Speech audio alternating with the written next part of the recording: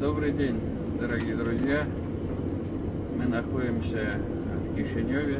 Вот только что прилетели по приглашению Петрова и Суходольского, которые совсем недавно посетили нашу республику. Мы наметили большую программу нашей совместной работы.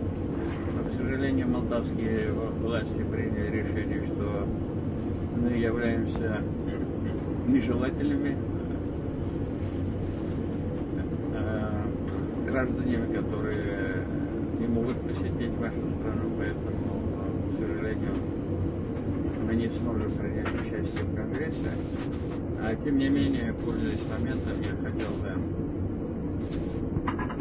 поздравить вас с прошедшей Пасхой, пожелать хорошей, успешной работы. У нас добрые традиции, татарский народ, гагаузский, они братья.